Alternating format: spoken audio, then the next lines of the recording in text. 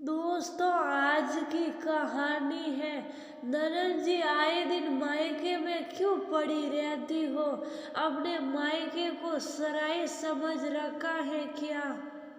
दोस्तों, कहानी शुरू करने से पहले अगर आपने हमारे चैनल को सब्सक्राइब नहीं किया हो तो कर लीजिए, ताकि आपके पास पहुंचे हर नया वीडियो।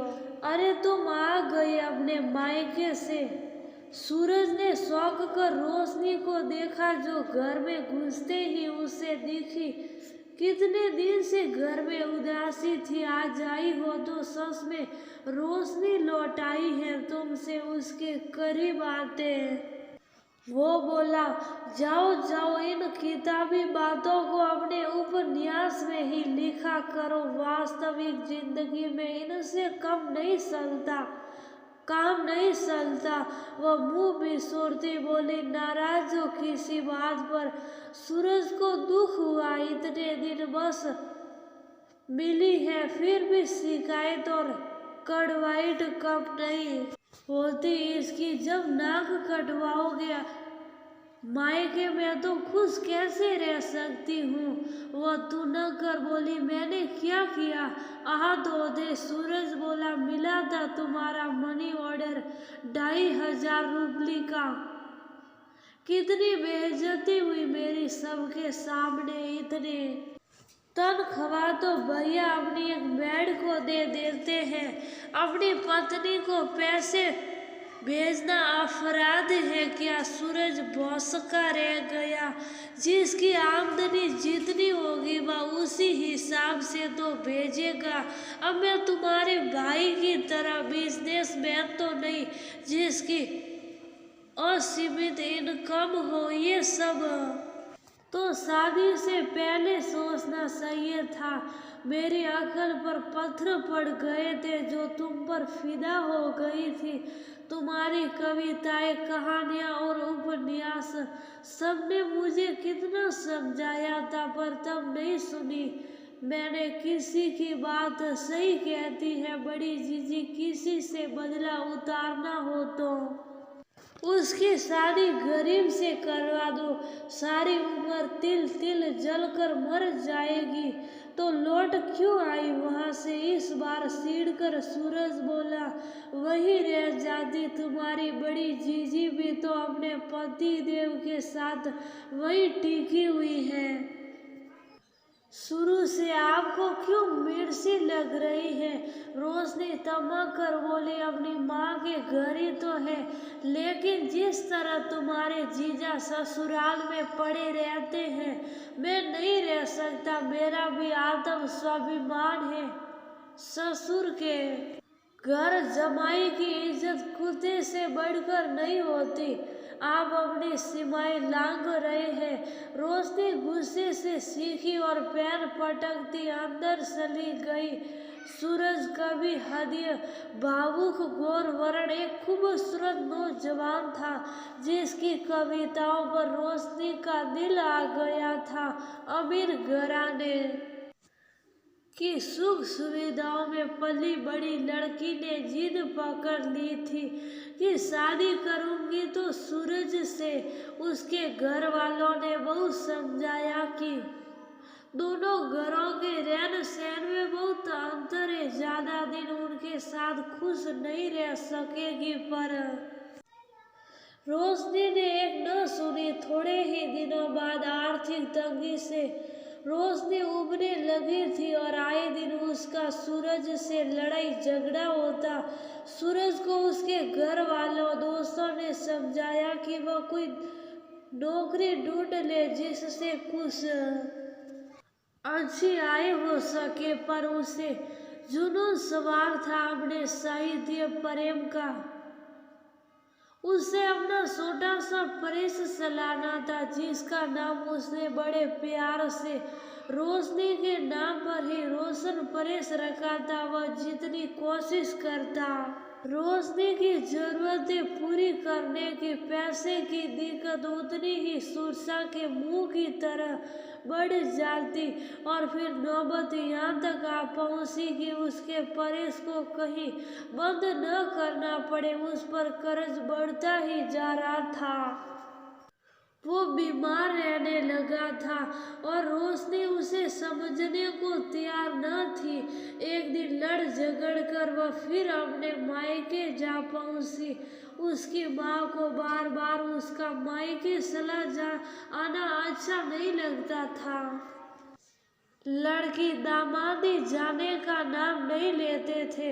अब छोटी भी उसी रास्ते पर चलने लगी थी। उसके भाई भाभी को भी वह दोनों बहनें अब पहले जैसे अच्छी न लगती।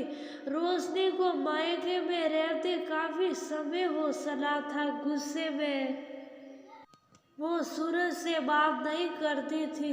उधर सूरज ने न उसे पैसे भेजे न ही कोई संपर्क किया। एक दिन रोशनी ने भाई भाभी को कहते सुना, ये छोटी जीजी अब हमेशा यही रहेगी क्या? उसका भाई विनय अपनी पत्नी से बोला, पता नहीं सराय बना ली है आपकी बहनों ने इस घर को। मेरी तो कोई प्राइवेसी ही नहीं। जल्दी ही इन्हें रुखसत करता हूँ डार्लिंग, तुम फिक्र न करो। रोशनी विनय के मुंह से ये बात सुनकर चौंक गई। आकर उसे मनाने लगा। उन दोनों की नजदीकी से रोशनी पल भर को विचलित हो उठी। उसे सूरज से अलग हुए कितना समय ही हो चुका था। आज अचानक उसकी याद बहुत तेजी से उसके दिल में आई। अचानक उसने एक निर्णय लिया और वह अगले ही दिन अपने घर जाने को तैयार थी। उसके माँ बाप भाई भाभी दिल में खुश थे पर ऊपर से उसे रोकने का अभिनय करते रहे। खैर 4 घंटे सफर कर वो घर पहुंची। वह अचानक जाकर सूरज को सौगा देना चाहती थी पर खुद ही शंकित रह गई। जब घर पर ताला लगा देखा, काफी पूछताछ के बाद पता चला सूरज कई महीनों से घर में नहीं था और तो और उसका प्रेस भी बंद हो चुका था। रोशनी सख्ते में आ गई। उसने सूरज के खास दोस्त राघव को फोन किया जिसने बताया कि सूरज बहुत बीमार था। जब उस पर कर्ज बढ़ रहा था और एक दिन बैंक से लिए कर्ज को न चुका पाने की वजह से उसके प्रेस पर ताले जड़ दिए गए। वो बेचारा ये सह न सका, रातों रात शहर छोड़कर चला गया। कहाँ गया कोई नहीं जानता। रोशनी को बहुत शर्मिंदगी हुई। मैं उसकी धर्म पत्नी, मुझे कुछ नहीं पता। वह इतना बीमार था, परेशान था और मैं मायके में पड़ी थी। क्या मेरी कोई जिम्मेदारी नहीं बनती थी मेरे सूरज के लिए? उसने खुद को दिखारा। वह जानती थी सूरज जहाँ कहीं भी होगा एक बात है ऐसी जिसे जानकर वह दौड़ा चला आएगा, जिससे वह सबसे ज्यादा प्यार करता है। उसने अपने गहने बैंक बैलेंस माँ पिता से मिले रुपये पैसे सब लेकर बैंक पहुंची। वहाँ का शख्स ज्यादा था पर इतना नहीं जो रोशनी अपने गहनों से सुखा न सके। एक पल को उसने तड़प के अपने गहनों को देखा पर उसके दिल में अपने प्रियतम सूरज से मिलने की तड़प ज्यादा थी। इस समय रोशनी के प्रयासों से रोशन प्रेस फिर से शुरू हो गया था।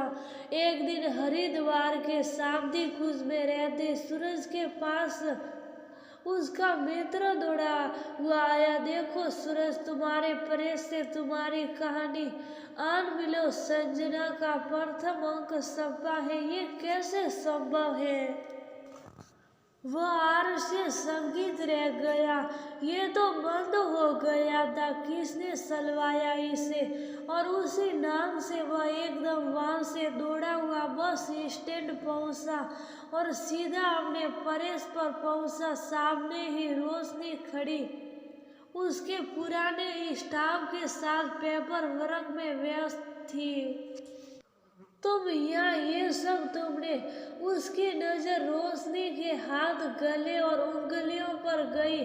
हमेशा सोने चांदी के आभूषणों से सजी आज वह बिल्कुल सादगी से बिना जेवर थी।